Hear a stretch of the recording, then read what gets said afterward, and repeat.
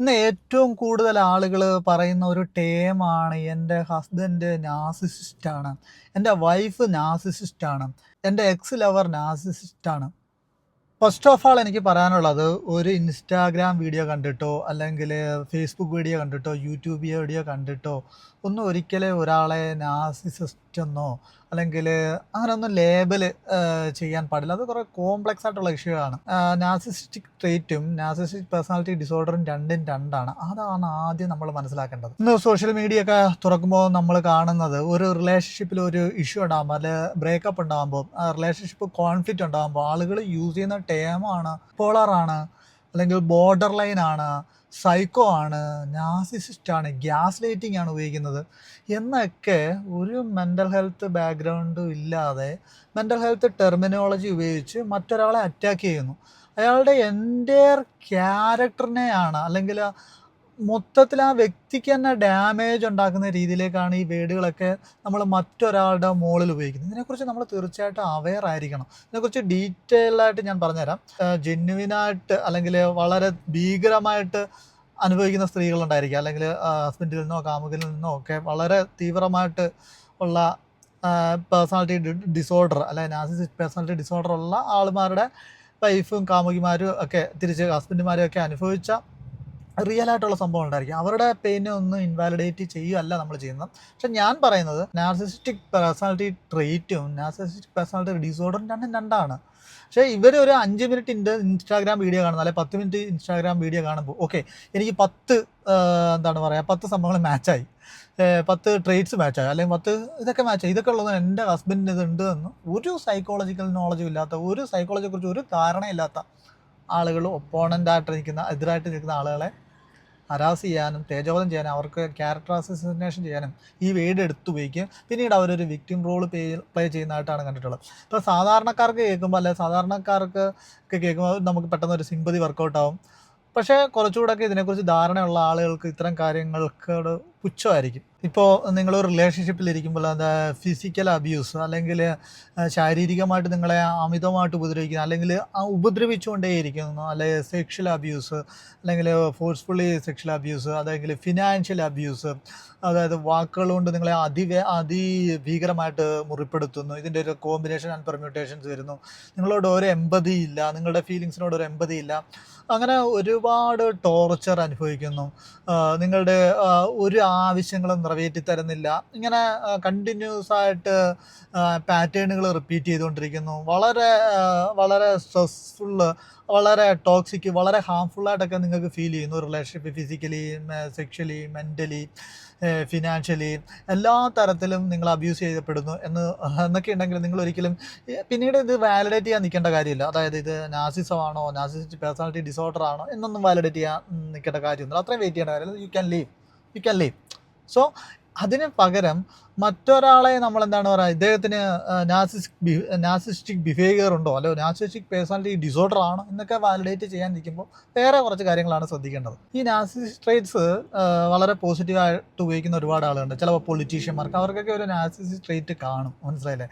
അപ്പം അങ്ങനെ ഒരു സംഭവമുണ്ട്. അപ്പോൾ നാർസിസിസ്റ്റ് പേഴ്സണാലിറ്റി ഡിസോർഡർ എന്ന് പറഞ്ഞൊരു ക്ലിനിക്കൽ കണ്ടീഷനാണ്. അപ്പോൾ അത് രണ്ട് എൻ്റർലി ഡിഫറെൻ്റ് ആണ്. ചില ആളുകൾ നാർസിസിക് ബിഹേവിയേഴ്സ് അല്ലെങ്കിൽ അത് കാണിക്കാം, പക്ഷേ അതിന് ഒരുപാട് കാരണങ്ങളുണ്ടായിരിക്കും. അവരുടെ കുട്ടിക്കാലം, അവരുടെ അറ്റാച്ച്മെൻറ്റ് സ്റ്റൈലിലുള്ള ഇൻസെക്യൂരിറ്റി കൊണ്ട് അവർ പൊസസീവ് ആവാം. പിന്നെ ഇങ്ങനെ കുറേയധികം കാര്യങ്ങളുണ്ട്. പ്രത്യേകിച്ച് അവർ വളർന്നു വന്നപ്പോൾ ഉണ്ടായിരുന്ന സാഹചര്യങ്ങൾ, കുട്ടിക്കാലം തൊട്ട്, അല്ലെങ്കിൽ അവർ 40 വയസ്സ് വരെയാണ് ജീവിച്ചെങ്കിൽ അല്ലെങ്കിൽ 39 വയസ്സ് വരെ ജീവിച്ച അനുഭവങ്ങൾ അവരുടെ ക്യാരക്ടറിനെ എന്താണ് പറയുക, ഡിഫൈൻ ചെയ്യാം. അല്ലെങ്കിൽ ഇമോഷണൽ റെഗുലേഷൻ, അവരെങ്ങനെയാണ് ഇമോഷനെ മാനേജ് ചെയ്യുന്നത്, അവരുടെ നെർവസ് സിസ്റ്റം ബ്രേക്ക് ഡൗൺ ആകുമ്പോൾ അവരെങ്ങനെയാണ് മാനേജ് ചെയ്യുന്നത്. അല്ലെങ്കിൽ കമ്മ്യൂണിക്കേഷൻ, ഒരു പ്രോബ്ലം ഉണ്ടെങ്കിൽ പ്രോപ്പറായിട്ട് കമ്മ്യൂണിക്കേറ്റ് ചെയ്യാൻ അറിഞ്ഞുകൂടാം. അപ്പം ഒരുപാട് കാര്യങ്ങളുണ്ട്. ഒരാളുടെ ബിഹേവിയർ അല്ലെങ്കിൽ കുറച്ച് വിയേർഡായിട്ട് നമുക്ക് തോന്നുന്നുണ്ടെങ്കിൽ, ചിലപ്പോൾ അയാൾക്കുണ്ടായിരിക്കുന്ന ട്രോമ, ആ ട്രോമയ്ക്ക് പകരമായിട്ട് പിന്നീട് അയാൾ പ്രതികരിക്കുന്ന രീതി, അല്ലെങ്കിൽ ഒരുപാട് കാര്യങ്ങളുണ്ട്. അതിനെയൊന്നും അങ്ങനെ ഈ ഒരു എൻ്റെ ഹസ്ബൻഡ് NBD ആണ്, അല്ലെങ്കിൽ എൻ്റെ എക്സ് NBD ആണ് എന്നൊന്നും നമ്മളല്ല ലേബൽ ചെയ്യേണ്ടത്. That's A disorder, is A entirely different thing. Narcissistic behaviour is A different thing. ആ ട്രെയ്റ്റിൻ്റെ ബിഹേവിയറും രണ്ടും രണ്ടാണ്. ഡിസോർഡറും അല്ലെ ബിഹേവിയറും രണ്ടും രണ്ടാണ്. ഇതറിയാതെ വളരെ വളരെ എന്താണ് പറയുക, നിസ്സാരമായിട്ടുള്ള പ്രശ്നത്തിൻ്റെ പേരിൽ പോലും റിലേഷൻഷിപ്പ് കോംപ്ലിക്കേറ്റഡ് ആയിക്കൊണ്ടിരിക്കുകയാണ്. ഈ സോഷ്യൽ മീഡിയയുടെ, ഇൻസ്റ്റാഗ്രാമിൻ്റെ, യൂട്യൂബിൻ്റെ ഒക്കെ സ്വാധീനം കൊണ്ട് ആളുകൾ പ്രോപ്പറായിട്ട് ഒരു ക്ലിനിക്കൽ സൈക്കോളജിസ്റ്റിൻ്റെ അടുത്ത് പോകാതെ, പ്രോപ്പറായിട്ട് ഒരു സൈക്യാട്രിസ്റ്റിൻ്റെ ഹെൽപ്പ് എടുക്കാതെ, ഇങ്ങനെയൊക്കെയുള്ള ഇൻസ്റ്റാഗ്രാം വീഡിയോ, യൂട്യൂബ് വീഡിയോ ഒക്കെ കണ്ടതിന് ശേഷം സ്വന്തം ഹസ്ബൻഡിനെയൊക്കെ, എക്സിനെയൊക്കെ എന്താണ് പറയുക, സോഷ്യൽ മീഡിയയിലൊക്കെ വന്നിരുന്ന് നാസിസം ആണെന്നൊക്കെ പറഞ്ഞ് അവരെ കംപ്ലീറ്റ്ലി അവരുടെ ക്യാരക്ടർ അസാസിനേഷൻ ചെയ്ത് അവരെ ഇല്ലാതാക്കുന്ന രീതിയിൽ ചെയ്യുന്ന ഒരുപാട് ട്രെൻഡുകൾ ഇന്ന് ഞാൻ സോഷ്യൽ മീഡിയ കണ്ടുന്നത്. ഇത് സാധാരണ ആളുകൾ, ഒരു below average mental health awareness ഉള്ള ആളുകൾക്ക് ഇത് എന്താണ് പറയുക, ഭയങ്കര എമ്പതിയൊക്കെ തോന്നും. അങ്ങനെയൊക്കെ ഒരുപാട് കാര്യങ്ങളുണ്ട്. ഇതിനൊരു അവയർനെസ്, നിങ്ങൾ കാര്യങ്ങൾ ഡെപ്തിൽ മനസ്സിലാക്കണമെന്നാണ് എനിക്ക് പറയാനുള്ളത്. പണ്ട് ഈ കോഫി വിത്ത് കരൺ ജോഹർ, അങ്ങനെ പണ്ട് ഏതോ പരിപാടി ഉണ്ടായിരുന്നു. അതായത് സെലിബ്രിറ്റീസിനൊക്കെ വരുന്ന സമയത്ത് അവരെ വൈറ്റ് വാഷ് ചെയ്യുന്ന രീതിയിൽ കുറേയധികം പ്രോഗ്രാമുകളൊക്കെ നടക്കാറുണ്ട്. അത് വൈറ്റ് വാഷിംഗ് പ്രോഗ്രാമാണ്. അപ്പം അത് പെട്ടെന്ന് സാധാരണക്കാർക്ക് മനസ്സിലാകത്തില്ല. അത് വളരെ സ്ക്രിപ്റ്റഡ് ആയിരിക്കും. ചോദ്യം ചോദിക്കും, ഇന്നതായിരിക്കും പറയാൻ പോകുന്നത്. അല്ല, എഡിറ്റിംഗ് ടൈമിലൊക്കെ ഇവരത് കറക്റ്റ് ചെയ്യാൻ പറ്റും.